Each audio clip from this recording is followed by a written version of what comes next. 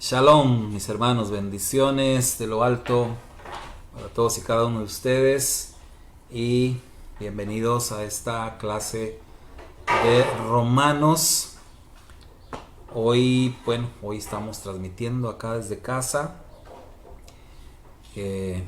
por motivo de salud. Me mandaron acá a descansar los hermanos. Pero bueno, aquí desde la tranquilidad del hogar vamos a estar compartiendo la clase de Romanos capítulo 10. Romanos 10.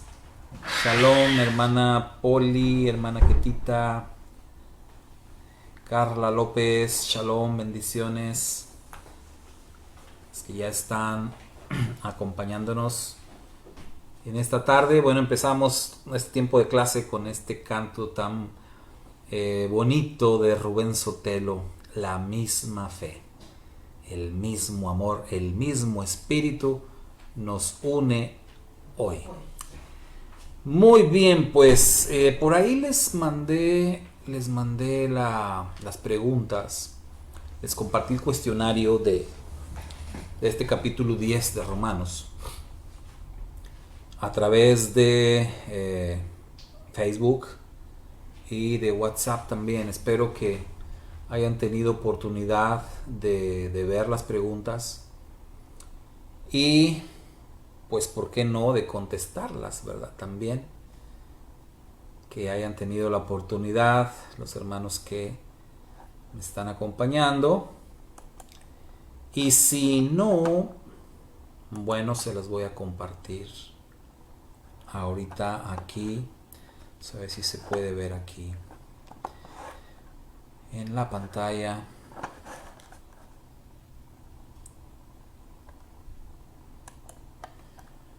Bueno, ahí está. Vamos a hacernos más chiquitos para que se puedan ver las preguntas.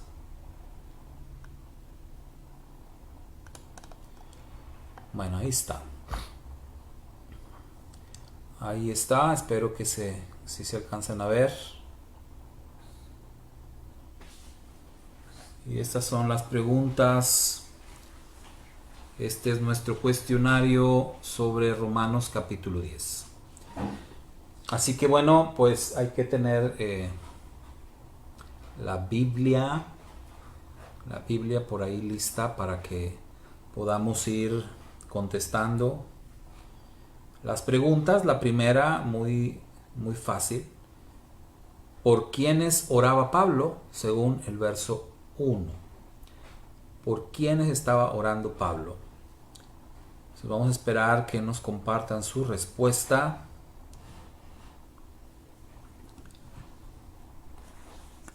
De acuerdo a lo que dice Romanos 10, verso 1. ¿Por quiénes estaba orando Pablo? Rab Shaul, su nombre hebreo. Hermana Ketita dice por Israel. Muy bien, hermana, por Israel. Entonces vamos a ver cómo dice el texto. ¿Me pasas tanto la Biblia, por favor? ¿La Biblia? Sí. Que me quedo un poquito fuera del alcance, pero bueno. Bien, yo tengo la Biblia aquí, la versión textual. Entonces, vamos a ver cómo es que dice. Hermana Mari Félix dice por nuestros hermanos judíos. Muy bien. ¿Qué es la diferencia entre lo que está diciendo nuestra hermana Ketita, que dice que está orando por Israel, y la hermana Mari dice por nuestros hermanos judíos? Hermana Poli dice por Israel y se dice que en los tiempos del apóstol Pablo por la casa de Judá. Muy bien.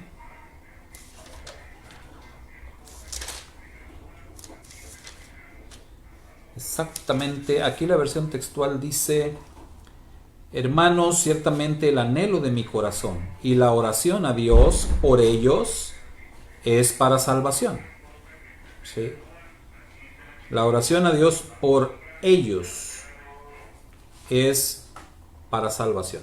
Entonces se entiende que viene del contexto del capítulo 9, en donde estaba hablando precisamente del pueblo de Israel. Y bueno, decíamos, la diferencia tiene que ver con, recuerden ustedes que la casa de Israel, o sea, la casa de Efraín estaba desaparecida para los tiempos de Pablo. La que estaba en pie, se puede decir, era la casa de Judá. Entonces, de una manera, digamos, más específica, él está orando por la casa de Judá.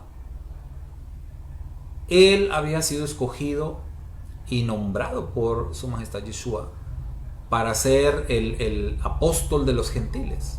Entiéndase, quien iba a encabezar la búsqueda de las ovejas perdidas de la casa de Israel. ¿Sí? Pero, como quiera, él nunca quitó el dedo del renglón respecto a sus hermanos judíos, porque pues él veía cómo estaban pues tan equivocados, y por eso oraba por ellos, por aquellas personas, por aquellos fariseos, por aquellos saduceos, por todos aquellos grupos judíos. Oraba Pablo y su oración era para salvación. Ahora, número 2. ¿Qué acierto y qué falla destaca Pablo de los judíos en los versos 2 y 3? Versos 2 y 3, hermano. Ahí Pablo, digamos, destaca un punto bueno, algo que tienen a favor los judíos, pero también señala una deficiencia. Entonces, vean ahí y díganme qué es lo que está destacando, qué tenían de bueno y qué tenían de malo los judíos, según hace la observación ahí Rab Shaul en los versos 2 y 3. Vamos a ver.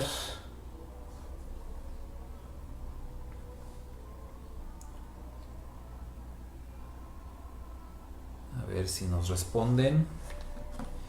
Los versos 2 y 3 dice: porque les doy testimonio de que tienen celo de Dios, pero no según pleno conocimiento, porque ignorando la justicia de Dios e intentando establecer la suya propia, no se sometieron a la justicia de Dios. Entonces, ¿cuál es el acierto? O sea, ¿qué tenían de bueno? La hermana Ketita está respondiendo, dice celo de Dios. Muy bien, entonces lo que tenían a su favor los judíos en los tiempos de Yeshua, en los tiempos de Pablo, era ese celo. Ese celo que bueno, era bueno eso, ¿no? Pero lo que no estaba bien era que el celo que tenían lo usaban, pero de una manera equivocada. Su majestad Yeshua HaMashiach, así es, hermana Poli, el celo, ¿verdad? Pero dice, no se sujetaron a él, o sea, al Eterno, a sus planes, a su justicia. Entonces decía Yeshua HaMashiach a los fariseos que eran tremendos ellos para ser prosélitos, ¿no? Para, digámoslo en esta forma, digámoslo en este lenguaje, que eran tremendos para predicar la palabra. Pero decía Yeshua, nada más que luego lo hacen 2 veces más hijo del infierno que ustedes. ¿Por qué? Porque lo que ellos estaban enseñando era una doctrina equivocada, una interpretación de la Torá que no era correcta. Entonces, pues sí, tenían mucho celo, le echaban muchas ganas, pero pues no estaban en lo correcto. Por eso ahí, como dice la hermana Poli, no se sujetaban a la justicia del Eterno. Dice Rab Shaul que los discípulos que hacían los judíos, los fariseos concretamente, los hacían según su propia justicia. Recuerde usted que ellos le daban más importancia a las tradiciones de los ancianos que a la Torá escrita. Entonces, ese era el problema. Entonces, hacían mucho más énfasis en la palabra, en la doctrina de hombres, que en la doctrina bíblica. Y tenemos mucho de eso también hoy día. Mucho que se le da más importancia a la palabra de los hombres que a la palabra de Dios.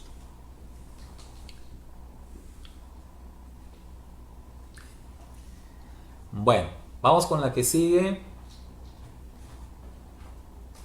Pregunta número 3. Explique la frase: el fin de la ley es Cristo.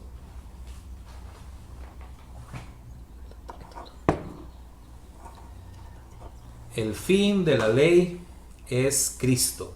Así dice, ¿verdad? En algunas versiones.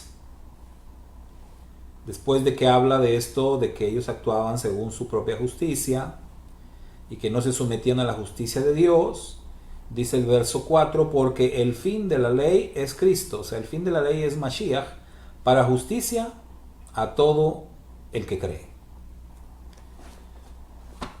Entonces, ¿cómo se entiende esto? ¿Cómo se entiende esta frase? Porque tradicionalmente en el cristianismo usan este texto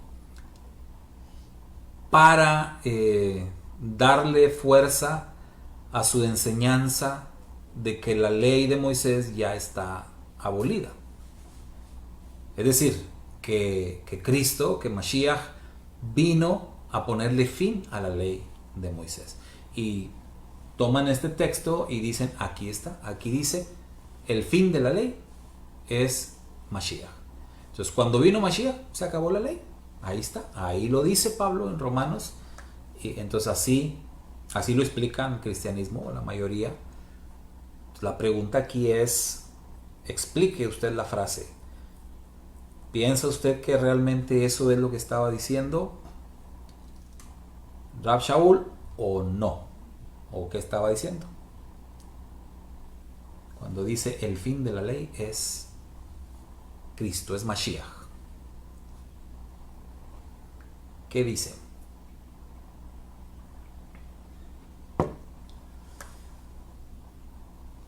Ellos lo malentienden, creen que Yeshua dio carpetazo con la ley sin embargo el propósito de la ley es Mashiach. Dice la hermana Aleida, hermana Poli, la palabra fin en el griego es telos, que significa propósito, meta. Entonces diríamos que la meta de la ley es Yeshua. Pero ver cómo cambia. O sea, cambia el sentido, ¿verdad? Entonces ya es muy diferente decir el fin, o sea, el fin de que se acabó, ¿sí? Caput, a decir el propósito, a decir la meta, ¿sí? Cambia. Entonces, qué bueno, hermana Poli, gracias por lo que nos comparte. Exactamente, la palabra griega telos nos dice con mayor certeza. A veces las traducciones obviamente no le hacen justicia al escrito original. Entonces, este es un caso de ellos. Se presta a mala interpretación cuando dice el fin de la ley. O sea, aquí se acabó la ley, pero no. Si dijera más bien el propósito de la ley es Mashiach o la meta de la ley es Mashiach, entonces se entendería mucho mejor. La ley es la Torá, dice hermana Ketita, y la dio a Moshe y sigue vigente, sin duda. Biblia Kadosh, porque la meta a la que el Tanaj apunta es el Mashiach. Bueno, vean la diferencia, ¿no? De una versión hebraica, gracias Claudita, la diferencia de una versión hebraica a una versión tradicional, pues se nota, ¿no? Acá las versiones hebraicas sí explican de una mejor manera lo que el texto dice de manera original.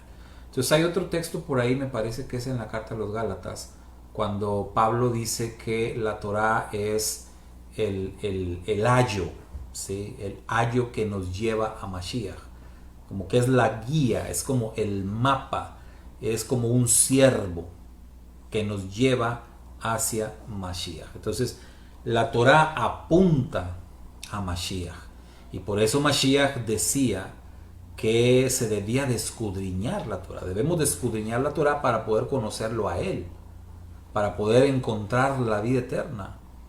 Entonces, si no escudriñamos la Torá, difícilmente vamos a llegar a conocer a Mashiach a plenitud. Entonces, conocerle como muchos le conocen, así nada más por encimita, no es así. Entonces, en la Torá es donde se habla de Mashiach. Recuerde usted, nuestros hermanos judíos dicen que en cada verso de la Torá está escondido Mashiach.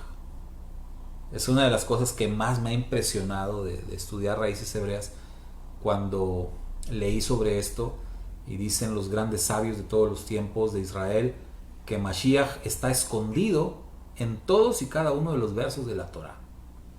Es decir, desde Génesis 1:1 hasta el último verso de Deuteronomio, puedes encontrar a Mashiach en cada verso. Eso sí supone un gran reto, ¿no? Descubrirlo, pero obviamente están hablando a nivel a nivel del misterio, a nivel de los secretos, pero dicen, ahí está Mashiach. Recuerde usted que en el hebreo cada letra tiene un significado, entonces pues seguramente que sí vamos a encontrar a Mashiach. La versión israelita nazarena dice la hermana Poli, el objetivo de la ley es el Mashiach. Vea también, cambia. El objetivo de la ley, ¿sí? Entonces, obviamente, si el propósito, la meta, el objetivo de la ley es Mashiach, se entiende que de ninguna manera puede estar abolida, de ninguna manera puede haber sido quitada, porque entonces si se aboliera no habría manera de llegar a Mashiach, ya que la Torah es el camino para llegar a Mashiach, o es el objetivo. Entonces, si nos quitan la Torah, pues simplemente nos quedamos sin salvación. Así de fácil, así de sencillo. Muy bien, número 4. ¿En qué parte de la Torá encontramos el evangelio revelado a Moshe, del que habla Pablo en los versos 5 al 8? A ver cómo dicen los versos 5 al 8. En efecto, Moisés escribe de la justicia de la ley: el hombre que haga estas cosas vivirá por ellas. Pero la justicia de la fe dice así: no digas en tu corazón, ¿quién subirá al cielo? Esto es para hacer descender a Mashiach. ¿O quién bajará al abismo? Esto es para hacer subir a Mashiach de entre los muertos. ¿Pero qué dice? Cerca de ti está la palabra, en tu boca y en tu corazón. Esto significa la palabra de fe que proclamamos. Entonces, ¿en qué parte de la Torá encontramos este evangelio revelado a Moshe? Porque lo que Pablo está citando aquí en Romanos 10 es algo que ya el Eterno le había revelado a Moisés. Está en la Torá. Son versos de la Torá que se presentan acá como la buena noticia, ¿sí? Entonces la pregunta es, ¿en qué parte de la Torá, hermanos? Vamos a ver si lo encuentran ahorita rápido buscando en toda la Torá. Pues más fácil, vayan a la concordancia, ¿no? Levítico 18:5 dice hermana Poli, y Deuteronomio 30 versos 12 al 14. Exactamente, ¿verdad? Ahí es donde encontramos esta palabra, cuando el Eterno en el capítulo 30 de Barín, de Deuteronomio, le está diciendo el Eterno al pueblo de Israel que la palabra que Él les da, la Torá, pues no está lejos de ellos, está cerca, no es complicado, no es difícil. No tienen que ir hasta arriba, hasta el cielo, ni bajar a las profundidades. De cerca de ti está la palabra en tu boca y en tu corazón, le dice el Eterno. Y eso es lo que está citando Pablo aquí en los versos 5 al 8. Y el otro texto que nos comparte la hermana Poli, Levítico 18:5, en donde dijo el Eterno a través de Moisés acerca de que se debe de vivir por ellas, se debe de vivir por estas cosas. Es decir, el hombre que haga estas cosas vivirá por ellas. ¿Qué está diciendo? O sea, está diciendo que la Torá no se debe de obedecer de una manera mecánica, sino está diciendo la Torá tiene que ser un estilo de vida. ¿Sí? En el cristianismo se dice que el cristianismo no es una religión, se dice que es un estilo de vida. Y eso está bien. El asunto es cómo se define tu estilo de vida, o qué es lo que moldea tu estilo de vida. Porque no debe de ser tus propias conclusiones, sino la Torá. Para eso el Eterno nos dio la Torá. Entonces el pueblo de Israel que recibe la Torá, recibe la instrucción de vivir por la Torá. Entonces no se trata de obedecer nada más por obedecer, hacerlo mecánicamente o hacerlo a la fuerza, sino que hagas de la Torá y de la obediencia a los mandamientos tu estilo de vida. Eso es de lo que se trata. Es parte del mensaje del Evangelio que el Eterno le reveló a Moshe Rabbenu. Número 5. Explique la frase confesar con la boca y creer con el corazón. Vamos a ver qué entienden ustedes, hermanos, aquí por confesar con la boca y creer con el corazón. Que eso es lo que está diciendo aquí en el verso 9. Si con tu boca confesaras a Yeshua como Señor, creyeras en tu corazón que Dios lo resucitó de entre los muertos, serás salvo. Porque con el corazón se cree para justicia y con la boca se confiesa para salvación. Porque la Escritura dice, todo el que cree en Él no será avergonzado. Entonces, tratemos de explicar la frase confesar con la boca y creer con el corazón.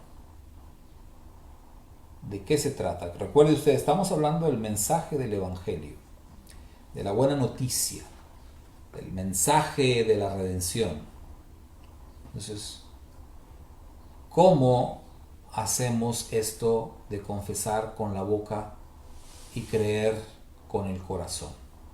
Recuerde usted que el corazón, normalmente en las escrituras, es la mente, ¿verdad? El cerebro. O sea, no el corazón, no el órgano que late, el que bombea la sangre, no, sino el cerebro, el que piensa, acá donde está el entendimiento, el raciocinio, la capacidad de tomar decisiones, nuestra cabeza, ¿sí? Y en ese sentido, entendemos que esto de acá, nuestra boca debe de estar siempre conectada con la mente. ¿Qué pasa si desconectas la boca de la mente? Por ejemplo. ¿Quién sabe qué vaya a hablar? ¿Qué puede hablar una persona que desconecta su mente de su boca? Incoherencias, sí, barbaridades, ¿no? Entonces, muchas personas tienen el problema de hablar sin pensar. No sé si los que están aquí ahorita conmigo tengan eso, pero mucha gente tiene ese problema. Hablan sin pensar. O lo que llaman hablar a la ligera, y es un problema, hablar a la ligera, hablar sin pensar las cosas te puede meter en problemas muy serios. Uno siempre tiene que pensar lo que va a decir. siempre, porque las palabras son poderosas y las palabras que salen de tu boca te comprometen. Entonces acá lo que nos está diciendo la escritura es que el tema de la redención tiene mucho que ver con el tema de lo que hablas con tu boca y lo que crees con el corazón. Y nos dice que ambos tienen que estar conectados. Es decir, que lo que confieses con la boca lo tienes que creer con la mente. Si nada más lo dices con la boca pero no lo crees en tu mente, ¿qué decimos acerca de eso? En nuestra cultura decimos que una persona cuando habla algo así decimos que lo dice de dientes para afuera, ¿verdad? O sea, no está comprometido con lo que está diciendo. Lo dice nada más por decir. Pero no es algo que está apoyando en su mente, no es algo de lo que esté convencido, no es algo que esté ni siquiera planeando hacer, sino que nada más lo dijo por decir. Entonces, el tema de la redención tiene mucho que ver con lo que vas a hablar, pero lo que vas a creer. O sea, tienes que creerlo en tu mente y confesarlo con tu boca. Ambas cosas, ¿sí? Ambas cosas. Es una conexión, dice Reina Luna, hermana Poli. Entiendo de que una vez que has creído con tu mente, podrás compartirlo, así es.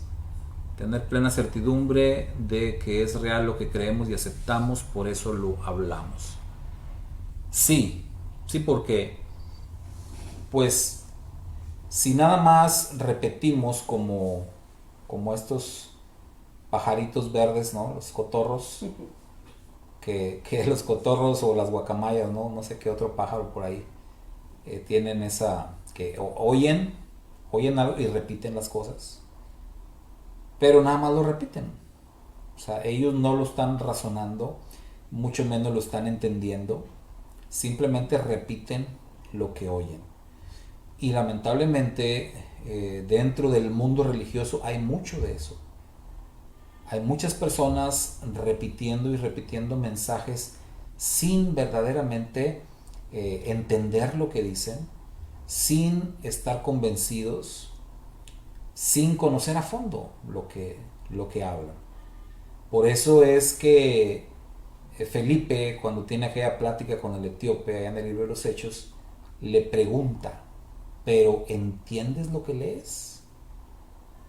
¿Entiendes lo que lees? Porque está bien que leas la escritura, pero ¿la entiendes? Porque no se trata de leer por leer. Tenemos que hacerlo con entendimiento. Entonces, esto es de lo que nos está hablando. Ahora, ¿qué es lo que hay que confesar y creer? ¿Y por qué?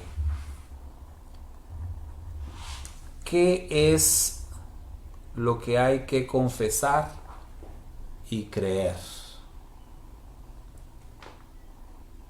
Pienso que primero conoces y luego crees, dice la hermana Ketita.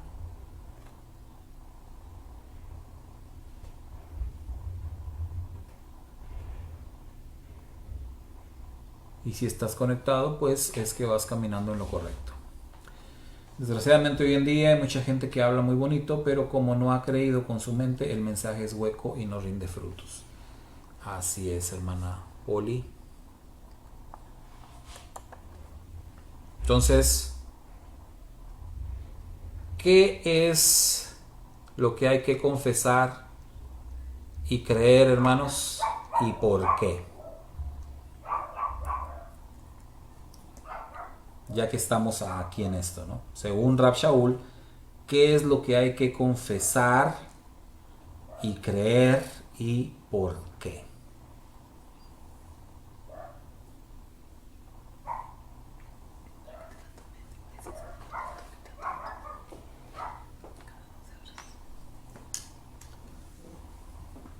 Vamos a ver si hay alguna respuesta.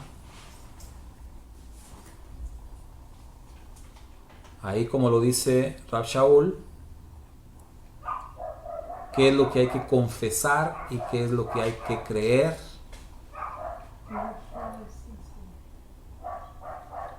Muy bien. si confesares con tu boca que Yeshua es el Señor. Entonces, lo que hay que confesar es el señorío de Mashiach, que Él es Señor, ¿sí?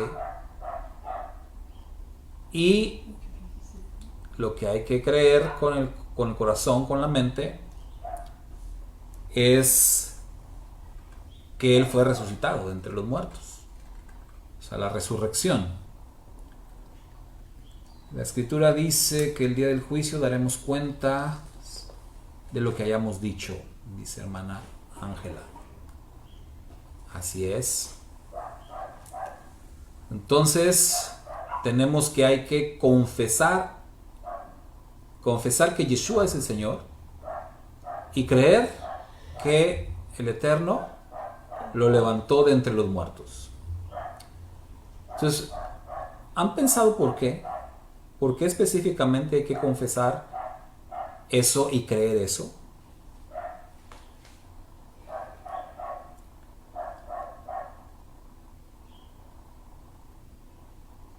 Ajá.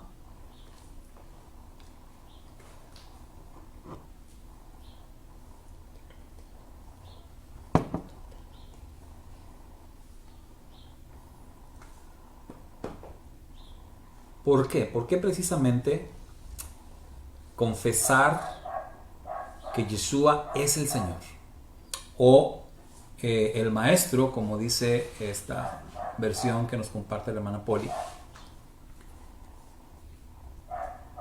¿Por qué es tan importante confesar, o sea, decir con la boca que Yeshua es el Señor, el Maestro, el modelo de autoridad que tenemos? ¿Y por qué creer con la mente que el Eterno le resucitó de entre los muertos? ¿Por qué precisamente esas dos cosas? Bueno, esto es para pensar, es para reflexionar. Y vean lo que dice la pregunta 7. Si los demonios creen, porque eso lo dice la Escritura, Santiago 2:19, dice que los demonios creen y tiemblan.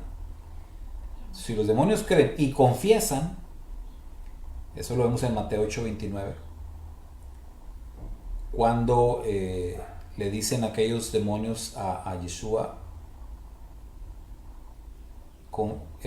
confiesan quién es Yeshua. Y le dicen, ¿qué quieres con nosotros, Yeshua, Hijo del Altísimo? O sea, confiesan su autoridad. ¿Sí? Entonces la pregunta es, ¿pueden ser salvos los demonios? Ya que creen y confiesan. No. No, ¿por qué? Tienen que repetir.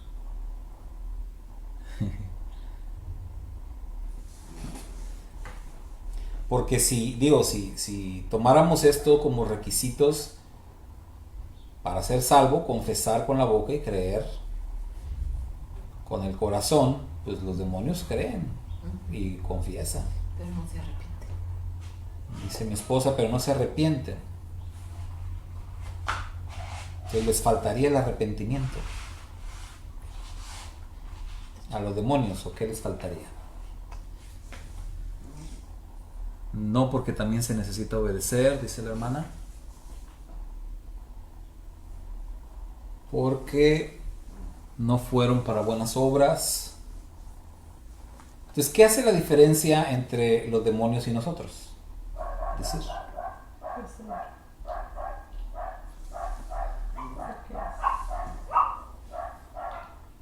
Dice que creas, que lo creas con tu corazón, o sea, con tu mente. Los demonios obedecen, ¿verdad? Los demonios obedecen, se sujetan al Eterno. Pero, ¿cómo obedecen los demonios? De mala gana. O sea, los demonios no se gozan, no es como dice la Escritura, el hacer tu voluntad, oh Eterno, me ha agradado, me complace. O sea, yo disfruto obedecer al Padre Eterno. Un demonio no lo disfruta. Satán no lo disfruta. Entonces ahí encontramos una diferencia importante. Ellos confiesan que Yeshua es el Señor, pero lo hacen porque no les queda de otra. ¿Sí? No les queda de otra, pero no lo están haciendo de corazón. No lo están haciendo con sinceridad, con convicción. Entonces ahí tenemos una diferencia importante. ¿Sí? Ahora, invocar el nombre es un requisito aparte de creer y confesar, o es otra manera de ser salvo. Por lo que vemos aquí más adelante,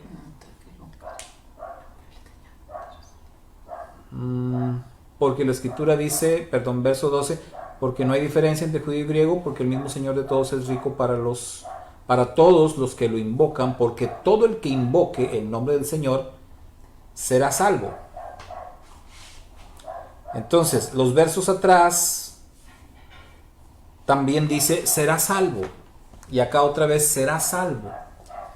Entonces, el que invoque el nombre del Señor será salvo, el que confiese con su boca y crea con su corazón será salvo. Entonces, la pregunta es, ¿invocar el nombre es un requisito aparte? O sea, es decir, tienes que creer, confesar y también invocar, ¿o es otra manera de ser salvo? O sea, va a haber unos que se salven por confesar y creer, y va a haber otros que se salven solamente por invocar. ¿O cómo funciona esto? ¿Cómo se debe entender? ¿Qué me dicen?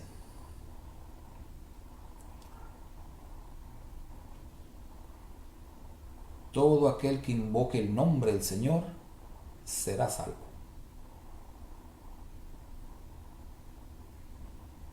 Es que el que invoca es porque creyó en él. Ok. Para invocar hay que creer, dice mi esposa. Entonces estaría ligando como parte de lo mismo, pero otro requisito más.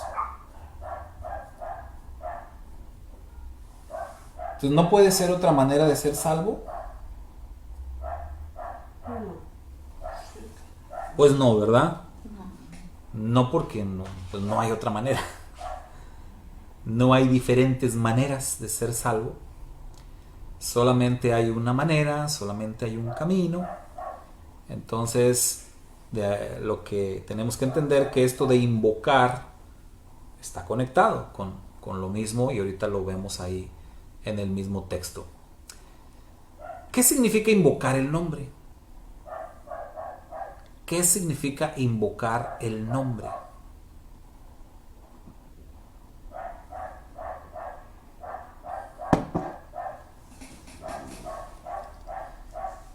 Vean ustedes el problema en el que nos podemos meter acá si tomamos esto literal.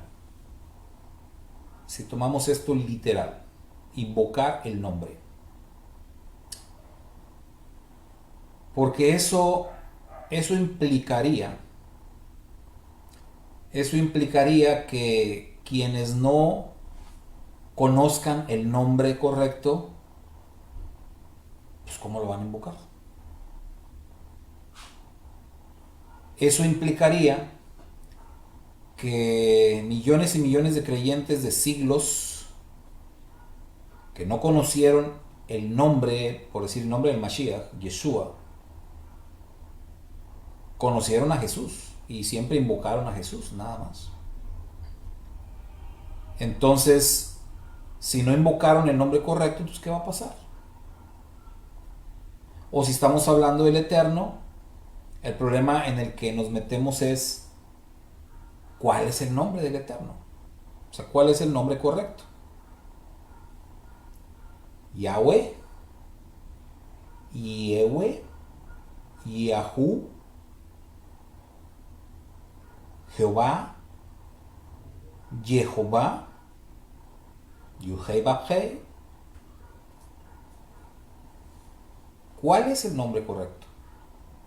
Entonces, si nos vamos por el tema de lo literal y decimos que invocar el nombre es pronunciar el nombre o hablarle a Dios por su nombre o hablarle al Redentor, a Mashiach por su nombre, nos metemos en problemas. Y estaríamos entonces hablando de que mucha gente pues no conoció sus nombres. Entonces, ¿cómo debemos entender el tema de invocar el nombre?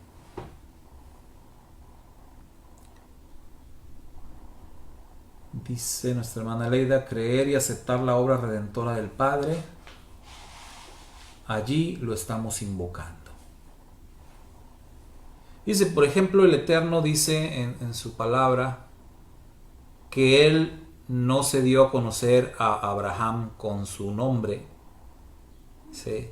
Se dio a conocer como el Shaddai, pero con su nombre Yud-Hei Vav-Hei no se dio a conocer a aquella generación. Hablábamos de eso hace poco y decíamos o explicábamos que al ver la escritura ciertamente nos damos cuenta que el nombre Yud-Hei Vav-Hei sí fue conocido por los antiguos. De hecho, desde tiempos antediluvianos ya invocaban el nombre Yud-Hei Vav-Hei. Ahí lo dice Bereshit. Entonces, ¿qué es lo que realmente está diciendo el Eterno cuando dice no me di a conocer con mi nombre? Está diciendo que no se dio a conocer en una faceta de su carácter. En una faceta de su carácter que es la gran misericordia que se extiende sobre su pueblo. Entonces, invocar el nombre, hermanos, invocar el nombre no tiene que ver con el aspecto literal del nombre de Yeshua o de Yahweh o de Yahshua, no tiene que ver con el aspecto literal de los nombres, sino tiene que ver con el carácter del Eterno. Tiene que ver con su obra, como decía nuestra hermana Leida, ¿verdad? Su obra redentora tiene que ver con su palabra. Invocar el nombre tiene que ver con que tú conozcas al Eterno, que sepas quién es el Eterno. O sea, y no es tanto la cuestión del nombre, sino que conozcas las facetas de su carácter, que sepas de su bondad, que sepas de su gran amor, que sepas de su misericordia, que sepas de su justicia, que sepas de su amor, que sepas del plan que Él tiene para redimirte. Eso es, entender esas cosas, y cuando tú lo entiendes, entonces invocas el nombre, es decir, te tomas de toda esa palabra, te tomas de todas esas promesas, de toda esa revelación, y de esa manera estás invocando el nombre, invocando su proyecto, su plan, su obra de redención. Número 10. ¿Cómo podemos armonizar lo dicho en el capítulo 10, verso 12, sobre el judío y el griego, con lo que dice el capítulo 1, verso 16? Ahí en capítulo 10, verso 12 se hace una mención sobre el judío y el griego, y en el capítulo 1, verso 16 también se hace una mención sobre esto, y pareciera que estas menciones son contradictorias. Chéquenlas por favor y díganme cómo podemos armonizar este asunto, este tema.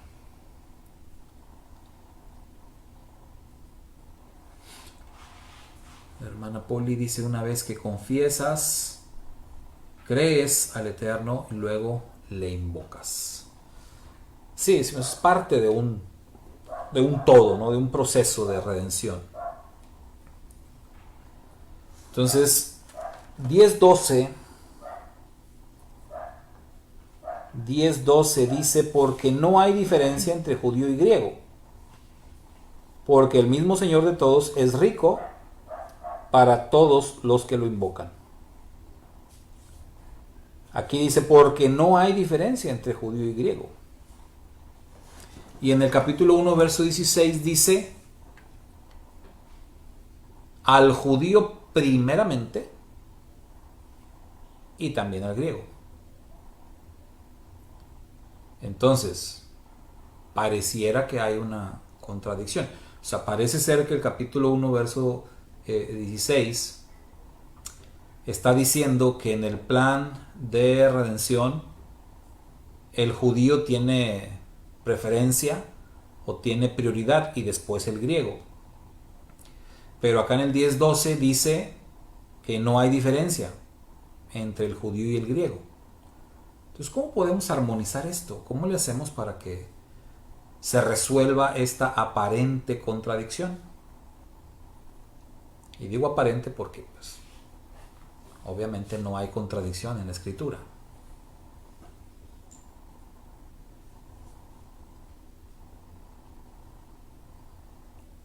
¿Cómo lo hacemos armonizar? ¿Hay diferencia o no hay diferencia? No. No hay diferencia. Lo que hay es un orden. ¿Sí? Entonces no debemos de confundirnos. Entonces el Eterno no hace diferencia, no hace acepción de personas.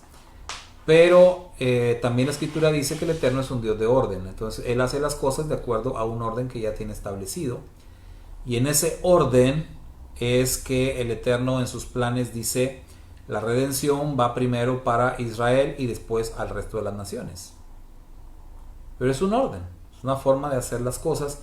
No tiene que ver con preferencias, no tiene que ver con acepción de personas. Es una cuestión de orden. Por eso lo que dice el capítulo 1, verso 16 y el 10:12 no están en contradicción de ninguna manera. ¿Sí? Nada más se entiende que hay un orden que ya está preestablecido en la misma Torá, ya que la Torá señala que el hermano mayor o el primogénito tiene que ser el redentor de sus hermanos. En este caso, el judío es el hermano mayor y el judío va a ser el que va a redimir a su hermano menor. Entonces, en ese orden, ¿quién tiene que ser redimido primero? Pues el judío. Pero es una cuestión de orden, no de preferencia. Muy bien, los versos 13 al 17 nos presentan un cuadro de la redención. Enumere los elementos necesarios para que el plan de redención se cumpla. Entonces vean los versos 13 al 17. Ahí hay un cuadro de la redención.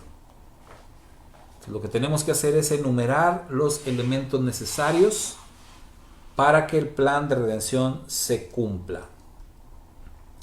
Dice así: porque todo el que invoque el nombre del Señor será salvo. ¿Cómo pues invocarán a aquel en quien no creyeron? ¿Y cómo creerán en aquel de quien no oyeron? ¿Y cómo oirán sin haber quien proclame? ¿Y cómo proclamarán si no son enviados? Como está escrito, cuán hermosos son los pies de los que anuncian buenas noticias. Pero no todos obedecieron al Evangelio, pues Isaías dice, Señor, ¿quién creyó a nuestra noticia? Así que la fe viene por lo que se oye, y lo que se oye a través de la palabra de Mashiach. Entonces, ¿qué elementos son necesarios para que el plan de redención se cumpla? O en otras palabras, ¿qué se requiere para que una persona sea salva? Ya hablamos de confesar con la boca, creer con el corazón, ya hablamos de invocar, pero ahora aparecen otros elementos aquí en el mismo texto de Romanos 10. Y si los enumeramos, ¿cuáles serían?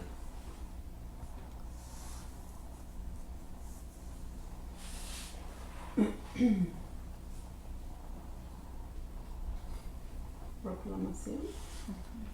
Hoy. O antes ser elegido primero. Muy bien. Bueno, fíjense, ahí si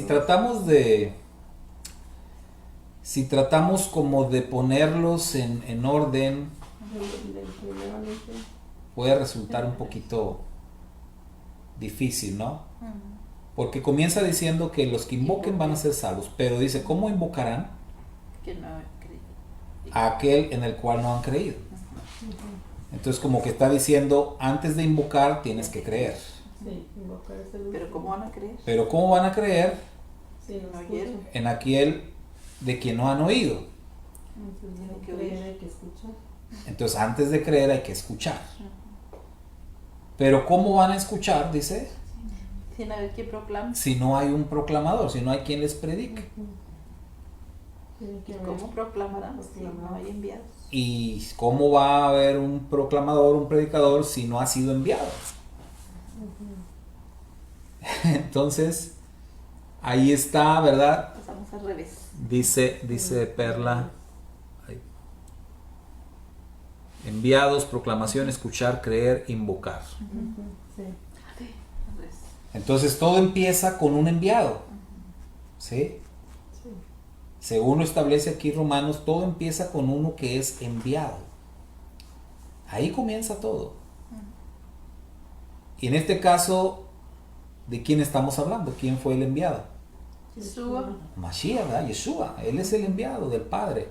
Él es el ungido. Él es el Mashiach. Entonces todo empieza con Él. Él trae la revelación. Sí. Él trae el mensaje. Él es el enviado. Entonces todo comienza con Él. Y Él es precisamente quien se convierte en el enviado, en el proclamador. Y entonces hubo quienes lo oyeron. Y esos que lo oyeron le creyeron. Y entonces estuvieron capacitados para invocar y para ser salvos. Luego Mashiach envió también. ¿Sí? Mashiach envió a sus discípulos. Y ya de ahí y hasta nosotros se viene la cadenita, ¿verdad? O sea, tiene que haber enviados. Tiene que haber enviados a proclamar. Pero llama mucho la atención que dice, pero ¿cómo van a predicar si no son enviados? Entonces, realmente tienes que tener la autoridad para proclamar el Evangelio. Tienes que ser un enviado, o sea, no puedes andar por tu cuenta. Tienes que ser un enviado de Yeshua. Entonces, pero ahí aparece el orden. Entonces, ahí tenemos todos los elementos necesarios, los hemos estado viendo en nuestro texto, que ya dijimos: confesar, creer, invocar, oír, ¿sí? Oír, proclamar, ser un enviado. Todo esto se tiene que conjuntar y el resultado de todo esto va a ser redención. ¿Sí? Cuando se juntan todos estos elementos, el resultado va a ser plan de redención cumplido. Pero se levanta como algo primordial en nuestro texto, se levanta como algo primordial el oír. Cuando dice que la fe viene por el oír, y el oír por la palabra del Eterno. Entonces, diríamos que el oír es la prioridad, que todo comienza con el oír. Oír la voz de Dios, como decíamos hoy temprano en la mañana, oír las voces de Dios, las formas como el Eterno nos habla. Por eso esta pregunta 12 dice: comente acerca de las diferentes formas como Dios ha hablado a su pueblo, a la humanidad y a cada uno de nosotros de manera personal. A ver, menciónenme algunas diferentes formas. La creación. Por la creación, ¿verdad? Sí, a De través la de Escritura, que el Eterno nos habla por medio de las cosas creadas. a través de las circunstancias. El Eterno nos habla a través de las circunstancias, muy bien. Las cosas que nos pasan son la voz de Dios hablando. Los profetas nos comentan acá, ¿sí? A través de los profetas. ¿Se acuerdan lo que dice Hebreos 1:1? Dios, habiendo hablado en otros tiempos a nuestros padres y de distintas maneras, en estos postreros días nos ha hablado por medio del Hijo. Entonces el Eterno le habló a nuestros padres de distintas maneras. Si pensamos, ¿cómo le habló el Eterno a Abraham? Dicen los sabios que Abraham tuvo su primer acercamiento con el Eterno precisamente a través de la creación. Abraham era un hombre que gustaba de observar las estrellas, de observar los cielos, de ver la grandeza de los cielos. Y de esa manera Abraham llegó a conocer al creador del universo. Entonces le habló a través de la creación. Y una vez que Abraham conoció al Eterno, bueno, no, fueron bien buenos amigos, ¿no? Y ya hablaban de manera más directa, como dice Karen, de manera audible. El firmamento, dice hermana Ángela, la Torá, ¿sí? Perlita dice a través de la creación, las pruebas, a través de su palabra, por medio de Yeshua, por nuestros hermanos, por visiones, por sueños. Así es.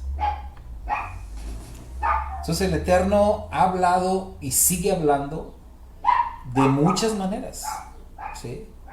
De muchas maneras. Entonces, al ver todo esto, al ver todas estas formas, cómo el Eterno nos habla, de manera incluso personal, y si la redención llega a nuestra vida por oír la voz de Dios. Nuestra última pregunta dice: ¿han tenido todos los seres humanos la oportunidad de ser salvos? Sí. Ya que la salvación viene por el oír, ¿verdad? O sea, la fe viene por el oír. Sí. Y el oír por la palabra de Dios. Y al enumerar todas estas cosas, y nos estamos quedando cortos, ¿no? Sí, pues, Todas las formas como Dios nos habla. ¿Han tenido todos los seres humanos la oportunidad de ser salvos? sí. Sin lugar a dudas que sí. Él es un Dios justo. Todos los seres humanos, todas las personas hemos escuchado la voz de Dios. Amén. Hemos oído a Dios hablando a nuestra vida de muchas formas diferentes. Incluso aquí adentro, ¿verdad? Aquí en nuestra cabeza oímos la voz de Dios. Eso que le llamamos conciencia es la voz de Dios. Entonces, nadie puede decir: es que a mí no me dieron la oportunidad. Nadie va a poder decir en el juicio: es que yo nunca escuché, es que a mí Dios no me habló. El Eterno a todos nos ha hablado. Lo que hace falta es escuchar, ¿sí? Lo que hace falta es reaccionar, como decíamos de Jetro. Oyó la voz de Dios y buscó, ¿sí? Hay gente que oye la voz de Dios que le habla, pero como decimos, no, entra por un oído y sale por el otro. Entonces, pero la oportunidad allí ha estado. Desde el momento que Dios te ha hablado, Él te ha extendido ahí la oportunidad de la redención. Que no se haya aprovechado, bueno, eso ya es otra cosa. Eso es otra historia. Bueno, mis hermanos, pues estas son las preguntas. Este fue el cuestionario de Romanos capítulo 10. Primeramente, el Padre Eterno. La próxima semana estaremos viendo el capítulo número 11, y con el capítulo 11 vamos a estar cerrando esta sección de la carta a los romanos, en donde Rab Shaul está hablando acerca de Israel, del plan de redención para Israel en relación a los gentiles también. Dedica en su carta Pablo el capítulo 9, 10 y 11 con esa finalidad de hablar acerca del plan que el Eterno tiene para con el pueblo judío específicamente. Y ya a partir del capítulo 12, bueno, ya vamos a ver otra sección diferente. Pero por lo pronto, capítulo 11 para la próxima semana, por ahí les estaremos haciendo llegar el cuestionario también. Bueno, Shalom More, que el Padre llene salud, le amamos mucho, gracias. Gracias, Perlita, gracias. Bueno, bendiciones, hermanos. Nos despedimos por hoy. que sigan disfrutando del día de Shabbat. Y bueno, de antemano les pido disculpas porque no creo que hoy tengamos el servicio de Abdalá más tarde. Entonces disculpas por eso. Pero bueno, seguimos todavía batallando un poquito con esto de la salud. Esperamos pronto ya estar bien, estar recuperados. Primeramente el Padre Eterno. Pero mientras tanto, que el Eterno les bendiga muchísimo y preparémonos para una nueva semana y para el estudio de una nueva porción semanal de la Torá. Primeramente el Eterno. Shalom, hermanos, bendiciones. Nos vemos.